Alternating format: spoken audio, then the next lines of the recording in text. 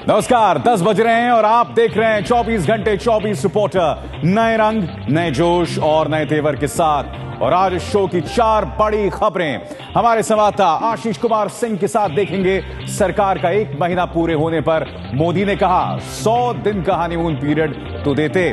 संवाददाता अंकित गुप्ता आपको बताएंगे सुब्रमण्यम स्वामी की अर्जी पर सोनिया राहुल गांधी को पेशी का समन। हमारे संवाददाता जैनेन्द्र कुमार आपको बताएंगे कि सुलझने की ओर है डीयू में 4 साल की डिग्री का विवाद। और जेएस विवेक के साथ देखेंगे विश्व कप फुटबॉल में इटली के खिलाड़ी को काटने वाले सुआरेज पर 4 महीने का बैन। ये तमाम खबरें होंगी, मगर इस वक्त की सबसे बड़ी खबर मोदी सरकार का 1 महीना।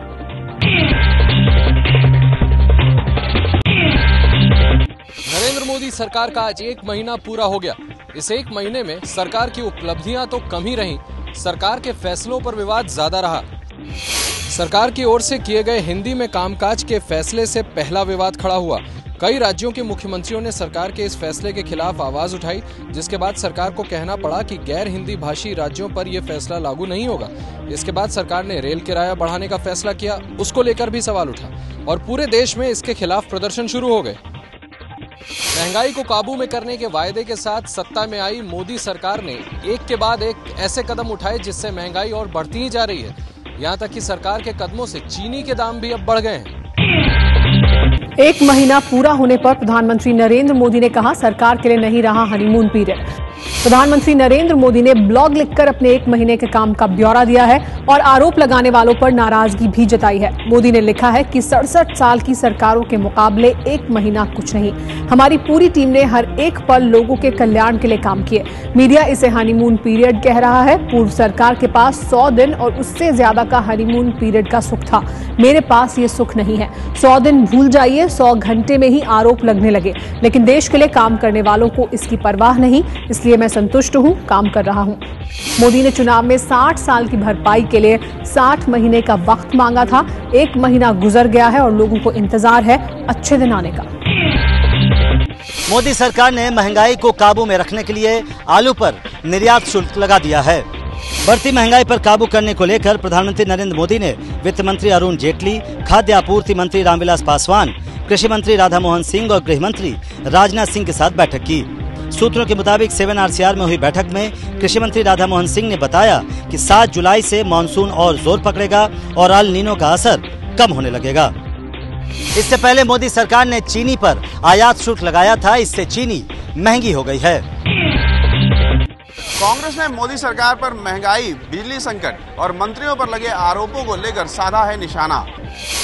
कांग्रेस ने ट्विटर पर एक फोटो डालकर उठाए सवाल।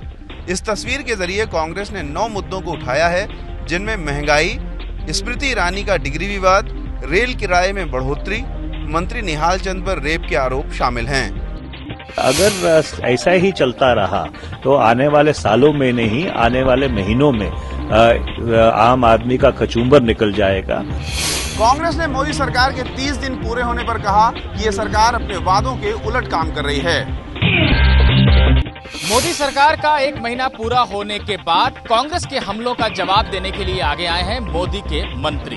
कांग्रेस के आरोपों का जवाब देते हुए केंद्रीय लघु उद्योग मंत्री कलराज मिश्र ने कहा कि सरकार को पता है कि वो कुछ कड़े फैसले ले रही है। कुछ कदम उठाने से तात्कालिक तौर पर आम जनता को कठिनाई हो सकती है, लेकिन तो भी उसके दूरगामी परिणाम को देखते हुए किसके कारण आगे चलकर के उसका बड़ा लाभ होगा, हम वो भी कदम उठा रहे हैं। उनकी योग्यता अनुभव सिद्ध है और उनके नेतृत्व में भारत बहुत आगे जाएगा। मोदी सरकार के 30 दिन आज ही पूरे हुए हैं। महंगाई रोकने के लिए मोदी सरकार ने बनाया यूपीए के फूड सिक्योरिटी एक्ट को एक बड़ा हथियार। कुछ संशोधनों के साथ लागू होगी योजना। केंद्रीय खाद्य मंत्री रामविलास पासवान ने राज्यों में भोजन गारंटी कानून को लागू करने की समय सीमा को 3 महीने और बढ़ा दिया है। इस कानून को 5 जुलाई से लागू होना था, लेकिन पासवान का कहना है कि कुछ राज्य इसे लागू करने में अभी सक्षम नहीं है, इसीलिए इसे आगे बढ़ा दिया गया है। इस कानून को यूपीए सरकार लेकर आई थी, जिसके जरिए देश के 70% लोगों को 2 रुपए गेहूं और 3 रुपए किलो चावल मिलना था। तो सरकार के एक महीने के कामकाज पर कांग्रेस और बीजेपी में आरोप प्रत्यारोप का दौर चल रहा है। मोदी सरकार भी यूपीए के ही हथियार से उसकी काट कर रही है, लेकिन जनता क्या सोचती है मोदी कामकाज पर? उसे कैसा लग रहा है मोदी का एक महीने का काम? आगे सबसे पहले देखिए दिल्ली वालों की राय।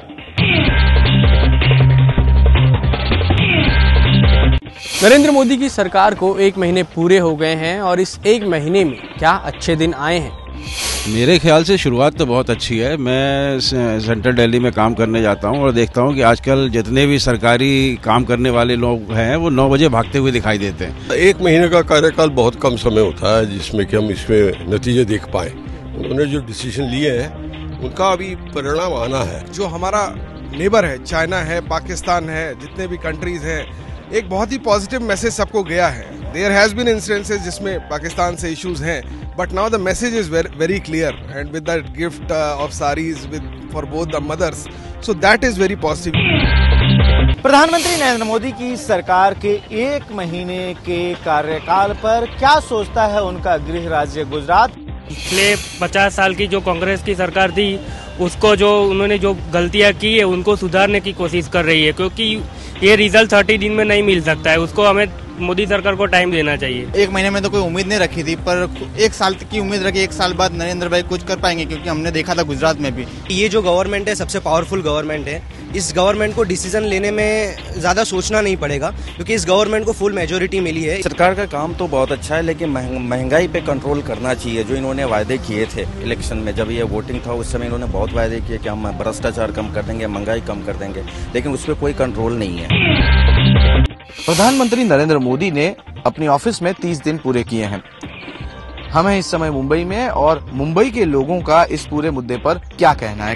अभी तो एक महीना ही हुआ है उनको, लेकिन उन्होंने कुछ डिसीजन लिए हैं जो फ्यूचर में उसका इफेक्ट हो जाएगा, मतलब उसका परिणाम फ्यूचर में मिलेगा। हमारे पहले सरकार ने काफी यहाँ पे हलचल मचा दी थी, जिसको ठीक करने में उनको 1 साल तो लगेगा, उसके बाद और 4 साल है। अभी तो स्टार्टिंग है, अभी मतलब आगे जाके वो डिलीवर कर पाएंगे, बिकॉज उनका मोटो एकदम क्लियर है।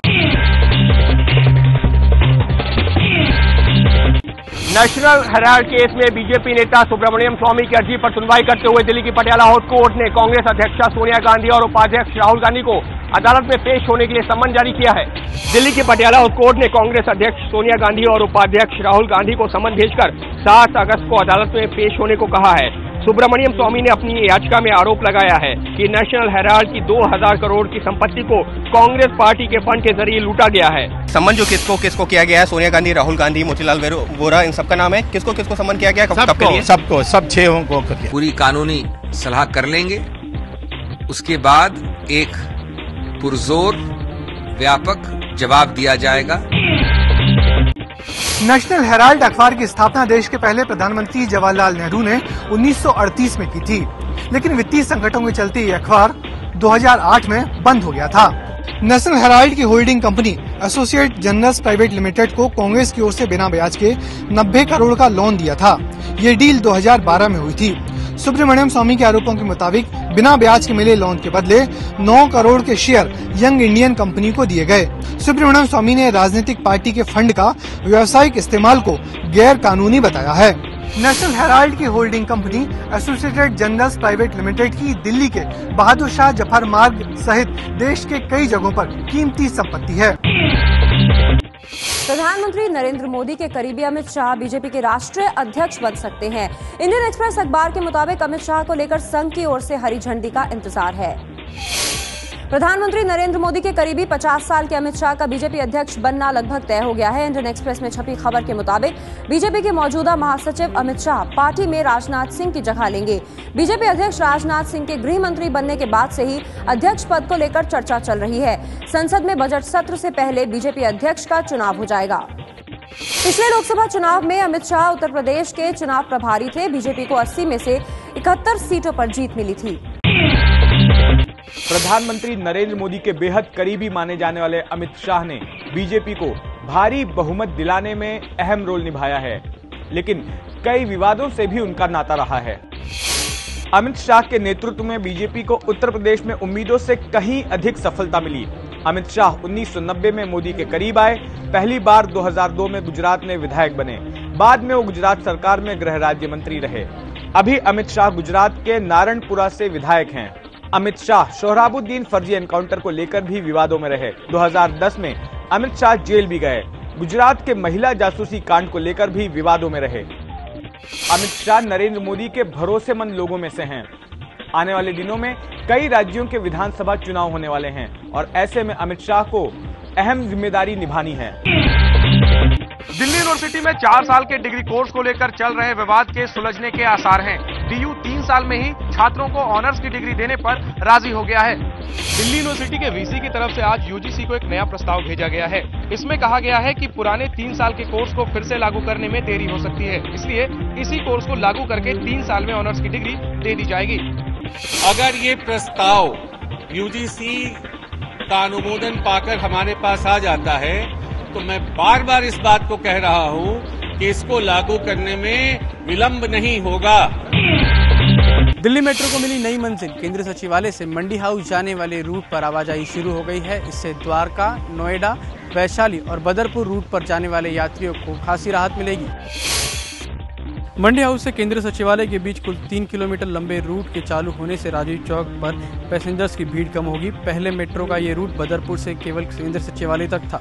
इसी रूट को मंडी हाउस से केंद्रीय सचिवालय तक जोड़ा गया है। इससे इस रूट पर नोएडा, वैशाली और द्वारका जाने वाले लोगों को अब सिर्फ मंडी हाउस में मेट्रो बदलनी पड़ेगी। पहले 3 बार मेट्रो बदलनी पड़ती थी। मेट्रो के तीसरे चरण के पहले सेक्शन की शुरुआत के बाद अब इस रूट को आईटीओ के जरिए कश्मीरी गेट ले जाने का काम तेजी से जारी है। नेसवाड़िया से सुलह के लिए प्रीति जिंटा नहीं तैयार। केस के गवाह जय कनौजिया ने कहा नेसवाड़िया ने प्रीति का हाथ पकड़ा, खींचतान की थी।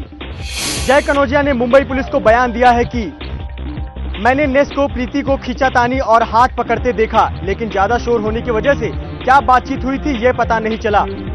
प्रीति ने 2 दिन पहले वानखेड़े स्टेडियम में जय कनौजिया का नाम लिया था, जिसके बाद मरीन ड्राइव पुलिस स्टेशन ने आज जय कनौजिया का बयान दर्ज किया। दूसरी तरफ खबर ऐसी है कि प्रीति जिंटा और नेसवाड़िया ने महाराष्ट्र के एक बड़े नेता के पास जाकर विवाद सुलझाने की कोशिश की थी, लेकिन दोनों ही अपनी बात पर अड़े रहे, इसलिए सुलह नहीं हो पाई। पुलिस सूत्रों के मुताबिक अब दोनों ही पक्ष सुलह नहीं चाहते हैं और प्रीति जिंटा इस मामले को आगे ले जाना चाहती हैं। मशहूर अभिनेता शाहरुख खान के ड्राइवर को एक नाबालिग से रेप के आरोप में गिरफ्तार किया गया है। शाहरुख के ड्राइवर पर जिस नाबालिग लड़की से रेप का आरोप है वह जानी मानी अभिनेत्री के घर पर काम करती है।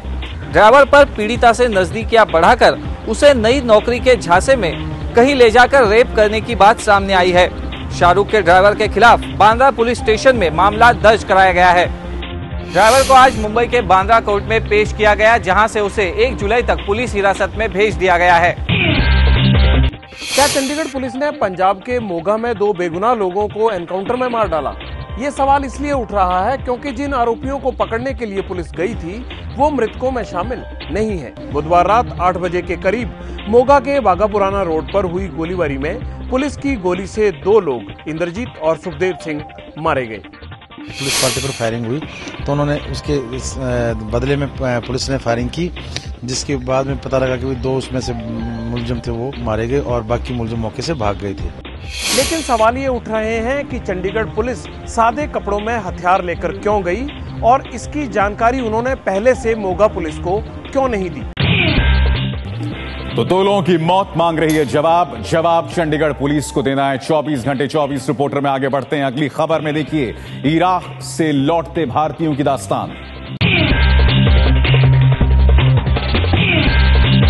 जिंदगी में दोबारा कभी इराक नहीं जाऊंगा, ये कहना है बड़ी मुश्किल से इराक से वापस लौटने में कामयाब हुए 8 लोगों का। कई घंटों की प्रतीक्षा के बाद जालंधर स्टेशन पर जैसे ही सोमनाथ एक्सप्रेस पहुंची, लोग खुशी से झूम उठे। इस ट्रेन से वो 8 लोग जालंधर पहुंचे जो इराक में फंसे थे। ये सभी 8 लोग इराक के नजाफ शहर में फंसे थे। वापस लौटने वालों का कहना है कि इराक में इनसे बंधक की तरह काम कराया जाता था। कंपनी ने इनके पासपोर्ट तक को जब्त कर लिया था। इराक में फंसे हैं अब भी कई भारतीय। इराक में फंसे लोगों को भारत सरकार ने वापस लौटने में पूरी मदद का भरोसा दिया है। आतंकी संगठन ISIS ने इराक के सबसे बड़े सैनिक हवाई अड्डे पर बोला हमला। इराकी सैनिकों और ISIS के आतंकियों के बीच कई जगहों पर संघर्ष जारी है। ISIS के आतंकी इराक के पश्चिमी इलाके के शहर रमादी में भी घुस चुके हैं। रमादी में आतंकियों के हमले में इराकी सेना के एक बड़े अधिकारी के मारे जाने की खबर है। यथरीब शहर में भी आतंकियों और सेना के बीच झड़प चल रही है। कैंपा एनाकोंडा एयरबेस को आतंकियों ने 3 तरफ से घेरकर हमला बोला है। इराकी सेना ने आतंकियों के पकड़ वाले इलाके बाज और बाजी शहर में बरसाए बम। हमले में 22 लोगों के मारे जाने की खबर है। अमेरिका ने पाकिस्तान समर्थित संगठन जमात उद दावा को आतंकी संगठनों की सूची में डाल दिया है। अमेरिका के स्टेट डिपार्टमेंट ने पाकिस्तान के आतंकी संगठनों पर शिकंजा कसते हुए जमात उद दावा को ब्लैकलिस्ट कर दिया है। जमात उद दावा का मुखिया हाफिज सईद है, जो 2008 में मुंबई पर हुए आतंकी हमले का मास्टरमाइंड है। भारत शुरू से ही कहता रहा है कि पाकिस्तान हाफिज सईद को उसे सौंपे, लेकिन पाकिस्तान उससे इनकार करता रहा है। जमात उद दावा पाकिस्तान के प्रतिबंधित आतंकी संगठन लश्कर तैयबा का ही संगठन है। जाहिर है, अमेरिका को अगर इन आतंकी संगठनों पर रोक लगानी है तो उसे पाकिस्तान पर भी नकेल कसनी होगी, क्योंकि इन आतंकी संगठनों को पालने पोसने का काम तो पाकिस्तान ही कर रहा है। विवादों में घिरे रहे BCCI अध्यक्ष N श्रीनिवासन बन गए हैं ICC के पहले चेयरमैन। ICC के संविधान में बदलाव के बाद श्रीनिवासन बने हैं पहले चेयरमैन। अगले हफ्ते श्रीनिवासन कार्यभार संभालेंगे। फिक्सिंग और सट्टेबाजी विवाद में श्रीनिवासन विवादों में रहे। श्रीनिवासन के दामाद मैप्पन पर सट्टेबाजी का आरोप लगा था, जिसके बाद श्रीनिवासन को निष्पक्ष जांच के लिए अध्यक्ष की पद छोड़नी पड़ी थी। हालांकि बाद में फिर उनकी वापसी हो गई। अब तक सारे अधिकार ICC के अध्यक्ष के पास होते थे, लेकिन अब ज्यादा अधिकार चेयरमैन के पास होंगे। मुस्तफा कमाल को ICC का नया अध्यक्ष बनाया गया है। 24 घंटे 24 रिपोर्टर में बस इतना ही। 12 बजे आपसे फिर मुलाकात होगी, मगर कल इन 3 बड़ी खबरों पर हमारी निगाह रहेगी। DU का विवाद सुलझेगा, व्यापम के खिलाफ कांग्रेस का प्रदर्शन और बिहार विधानमंडल का बजट सत्र। रात 12 बजे फिर मुलाकात होगी। अभिसार शर्मा को यहीं दीजिए इजाजत। नमस्कार।